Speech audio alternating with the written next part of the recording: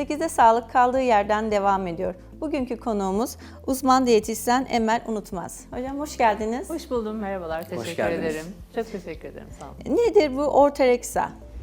Ortoreksiya aslında günümüzde çok fazla karşılaştığımız, sadece ismini bilmediğimiz bir durum. Bu Yunanca bir kelime. Ortos ve oreksiya'dan oluşuyor. Ortos demek iyi, güzel, sağlıklı, uygun. Oreksiya da iştah, beslenme. Aslında sağlıklı beslenme, saf, doğal, katkı maddesi içermeyen beslenme demek ortoreksiya. Böyle bakıldığı zaman aslında çok da kötü gelmiyor değil mi? Evet. Yani şimdi o kadar güzel anlatıyorsunuz ki böyle sağlıklı beslenme. Ama biraz önce programa girmeden önce konuştuk.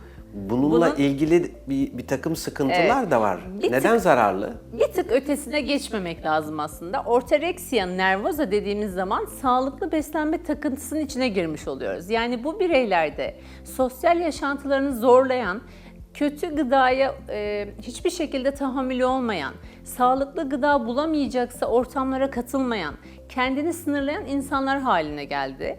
Ki bunu artık sosyal medyada da çevremizde de çok fazla görmeye başladık.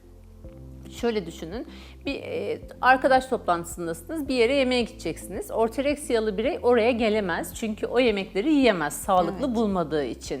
Ya gitmeyecek, sosyal olarak yoksunluk yaşayacak ya da gidip orada yemek yemeyecek, fizyolojik ve psikolojik olarak sıkıntı yaşayacak. Evet. Bu noktada aşırıya kaçmamak çok önemli. Yani ortoreksiya nervosa dediğimiz zaman kişiyi sınırlayan, kısıtlayan, bazen de yani bu bireyler çok fazla araştırdıkları için her zaman tamamen kötü gıdadan uzak kalmıyorlar. Örneğin süt zararlı, o zaman süt içmeyeceğim. Sebzede pestisit var, sebze tüketmeyeceğim. Böyle olduğu zaman da günlük alınması gereken besin öğeleri aslında yetersiz kalmış oluyor. Ya da tam tersini düşünelim. Ceviz çok sağlıklı. İnanış bu. Ortoreksiyalı birey buna inandı. Bütün gün ceviz yiyor. Ama bizim sağlıklı beslenmede her zaman söylediğimiz yeterli ve dengeli, kişiye özel, bireye özel yeterli ve dengeli beslenme. Orada bir çıkmaza giriyor konu. Peki hocam şimdi takıntılı hale gelmeden de sağlıklı beslenme dediğimizde her yerdeki bu öneriler herkes için sağlıklı mıdır? Ya benim açıkçası 20 yıla yakındır meslekteyim. Son dönem kanayan yaramız bence bu. Her yerde fazlasıyla beslenme konuşuluyor ve herkes kendi doğru inandığı beslenme planını hekim, diyetisyen bunları çıkarttığımızda herkes öneriyor. Yani ben 30 kilo verdim, şöyle beslendim, ben şöyle yaptım, sonucum bu oldu. Bu mümkün değil. Yani biz bilimin ışığında rehberlere güveniyoruz. Geniş çaplı çalışmalarla oluşturulmuş rehberler genel öneri için evet. Çünkü bireysel olarak biz herkesle görüşemediğimizde sosyal medyada ya da bu gibi programlarda verebileceğimiz öneriler aslında rehbere dayalı, bilime dayalı öneriler. Ama bunun dışında bireysel olarak bizim bu önerileri kişiye özgü hale getirmek zorundayız artık. Birisi için çok sağlıklı olan ceviz, diğer insan için sağlıklı olmayabilir. Ya da bir insan günlük kilo başına yüksek protein tüketmesi gerekirken diğer bir birey çok daha düşük protein tüketmesi gerekebilir. Yani bunu eğer kişinin imkanı varsa mutlaka sağlık profesyonelinden destek almalı.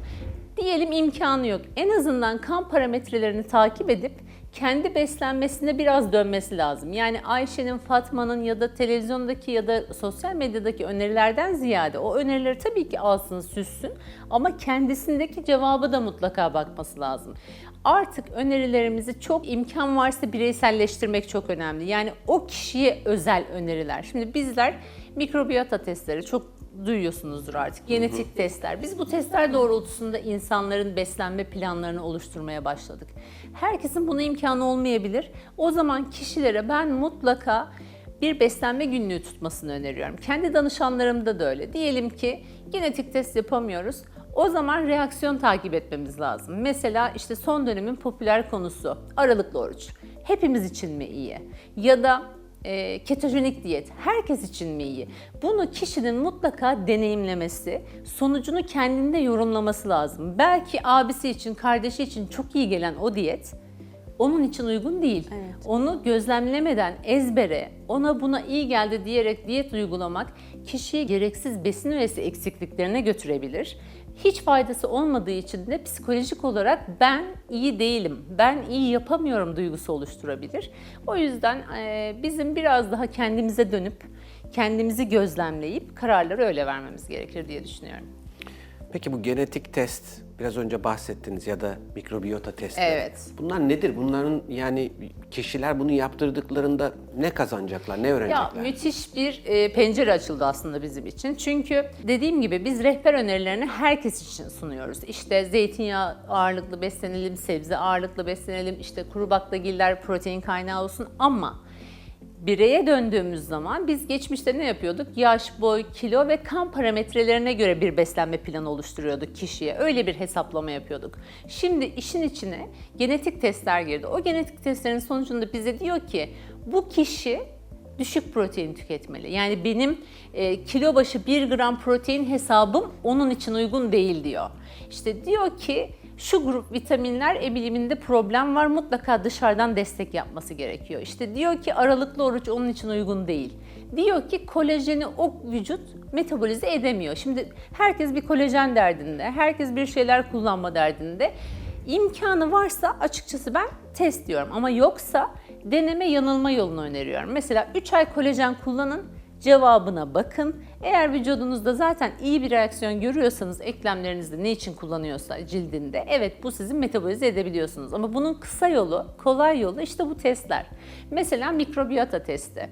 Çıkıyor sonucu vücudunda geçirgen bağırsak var. Şimdi o bireyin bağırsak geçirgenliğini düzeltmeden biz ona 2 aylık bir eliminasyon diyeti ve bazı besin destekleri, glutamin gibi, magnezyum gibi destekler verip oradaki yapıyı toparlamadan yaptığımız diyetler aslında hedefe ulaşmıyor.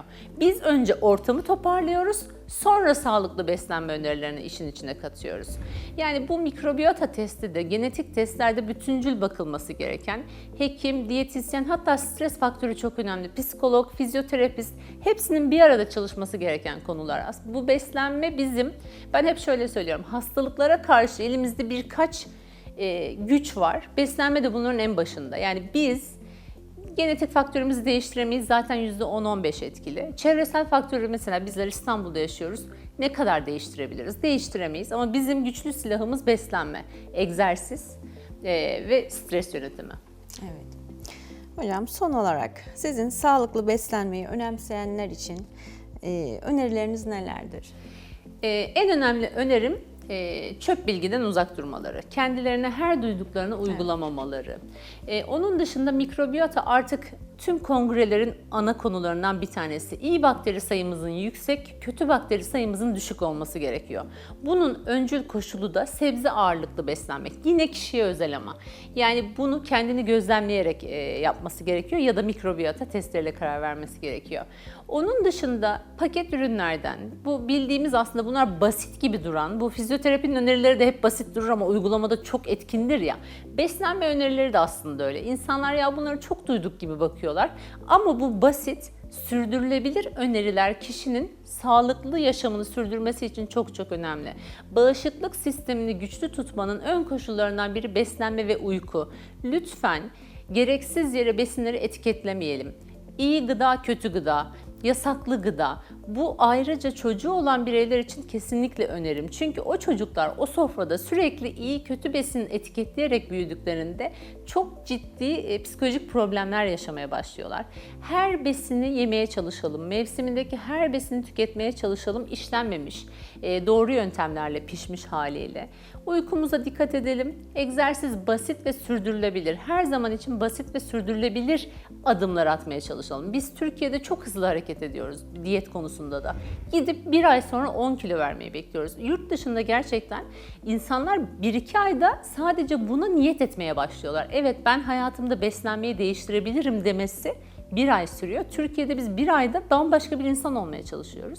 Biraz yavaşlamak, doğru bilgiye ulaşmak, doğru kaynakları takip etmeyi öneriyorum. Çöp bilgiden uzak dursunlar, kesinlikle kendilerine zarar vermesinler ve besini sadece kalori olarak değerlendirmesinler. Orada vitamin, mineral, posa, bir sürü mucize makro ve mikro besin öğeleri var. Evet, çok teşekkür ederiz. Çok hızlı konuştum sana, kusura bakmayın. Bugünkü konuğumuz uzman diyetisyen Emel Unutmaz. Verdiğiniz bilgiler için çok teşekkür ediyoruz. 8'de sağlık kaldığı yerden devam ediyor.